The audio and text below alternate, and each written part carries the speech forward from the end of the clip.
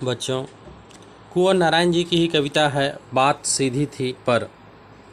कविता मुख्यतः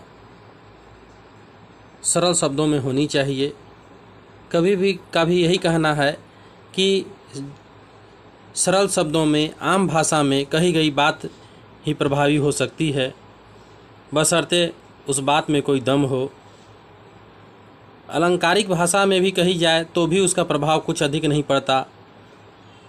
अतः सरल और भाषा में अलंकारिक शब्दावलियों का ज़्यादा प्रभाव होने से भी उलझ जाती है। अतः कथा साहित्य में प्रेमचंद ने आम भाषा को उठाया है और हिंदी उपन्यास के चरम पर पहुंचाया। आज के का कवि भी सरल भाषा का ही पक्षधर है। यह कविता उसकी आवाज़ उठा रही है। अतः सभी से निवेदन कवि कहना चाहता है इस कविता के माध्यम से कि सरल लिखिए, सीधा लिखिए और आम भाषा में लिखिए तथा पेचीदगी भाषा को घुमाना फिराना या तोड़ना मरोड़ना उल्टा प्रभाव डाल सकता है। अतः किसी पेंच की उल्टियाँ न घुमाई जाएं और इतनी कस जाए कि खुल ही न सके तो फिर उन्हें तोड़ना ही पड़ता है और टूटा पेंच व्यर्थ हो जाता है। अतः इस कविता का मुख्यतः यही है कि अपनी कहने के ढंग को भाषा के चक्कर में टेढ़ी न की जाए।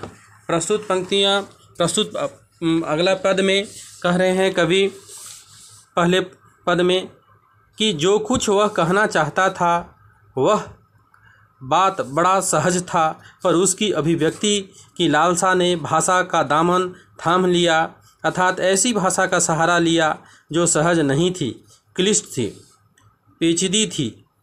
बात उस जटिल भाषा के फेर में ऐसी उलझ गई कि उसका यथार्थ रूप ही खो गया। फिर कवि ने उसको पकड़ने की कोशिश की, उसको भाषा के जाल से बाहर निकालना चाहा और भाषा को उल्टा पुल्टा अर्थात कथ्य को भाषाई जामा पहनाने के नाना प्रयोग किए। तरह तरह की भाषा का प्रयोग किया, भाषा को तोड़ा मोड़ा, घुमाया फिराया, मात्र इस हेतु की बात बन जाए, अर्थात बात जो कहना चाहता था उसके अनुकूल हो जाए और उसका कथन सहज बोधगम्य बन जाए और यह बात भाषा के भंवर जाल से बाहर आ जाए। पर हुआ उल्टा ही बात भाषा में ही उलझ कर रह गई और सीधी सपाट बात भी बड़ी पेचीदगी भरी बन गई। कवि ने दूसरी पंक्ति में कहा है कि बात सीधी थी पर भाषा की उलझन में फंस गई, उसको सुलझाने का भारी प्रयास हुआ पर सफलता हाथ नहीं लगी। अतः एक भारी मुश्किल कठिनाई उसके सामने खड़ी हो गई और वह घबरा गया। अतः उसमें इस मुश्किल का हल धैर्य से निकालने की शक्ति नहीं रही और वह धैर्य खो बैठा, या वह यह सोचने में असमर्थ रहा कि इस उलझी बात को कैसे सुलझाया जाए और हड़बड़ी में बजाय पेच खोलने का उसको वह कसता चला गया। यह बात अलग है कि बात का कथ्य पेचीदा होता गया और टेढ़ी बात लोगों को अधिक पसंद आती चली गई, जिस पर लोगों ने उसकी सराहना की, उसको शाबाशी दी और वाह वाह की झड़ी लगा दी। तृतीय पद में कवि ने कहा है कि इससे पूर्व उसने कहा कि पेंच खोलने का प्रयास में उसने उल्टा ही घुमाना प्रारंभ किया।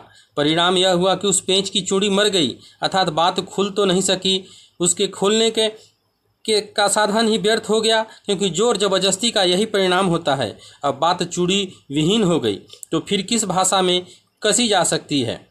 यह भी समस्या खड़ी हुई। बिना चूड़ी के वह कहीं भी नहीं कसी जा सकी और व्यर्थ में ही घूमने लगी। फिर एक ही उपाय था, चूड़ी विहीन पेंच हथौड़े से ठोक दिया जाता है। वही कवि ने भी किया। जैसे तैसे चूड़ी विहीन बात को कील की तरह वही ठोक दिया, अर्थात बात को जैसे तैसे जमा दिया। जैसा वह चाहता था वैसा नहीं हो सका। चौथे पद में कवि ने कहा है कि वह बात रूपी कील जब भाषा में ठोक दी गई, बरबस ठोक दी गई। अगर वह चूड़ियों के माध्यम से सही ढंग से कसी जाती तो उसका प्रभाव कुछ और ही होता, पर वह तो बरबस ठोकी गई। तो बाहर से देखने पर तो वह ठीक ही प्रतीत होती है, पर भीतर उसमें कसाव ही नहीं है। जबरदस्ती ठोकी कील में कसाव उतना नहीं होता जितना चूड़ीदार पेंच के कसे जाने में होता है। न ही उसमें वह शक्ति है, अर्थात बात की स्थिति न तो सबल है और न ही वह सही ढंग से फिट हो सकी है। बात तभी सही ढंग से फिट बैठती है जब उसको उपयुक्त भाषा का सहारा प्राप्त होता है। अब वही बात एक शरारती बच्चे के समान कवि से खेल रही है, खिलवाड़ कर रही है। वह परेशान है, दुखी है, हैरान है, उसको पसीना आ जाता है। वह अपना पसीना पोंछता है, तब बात कहती है, क्या तुमने यह कभी नहीं सीखा कि भाषा को सहूलियत से किस प्रकार बरता जाता है, अर्थात भाषा का सहज स्वाभाविक प्रयोग किस प्रकार किया जाता है। इस प्रकार यह कविता भाषा के बारे में माध्यम से कहा जा सकता है कि कवि ये संकेत कर रहा है कि उसके लिए सहज भाषा ही उपयुक्त होना चाहिए। बातों को सहजता से कहना भी एक कला है जिसमें कलात्मक सौंदर्य निखर आता है। सहूलियत से भाषा का बरतना सहज रूप में भाषा प्रयोग की ओर संकेत है। बच्चों, अब इससे संबंधित 1-2 प्रश्न हैं, वो आप लोग बनाएंगे। धन्यवाद।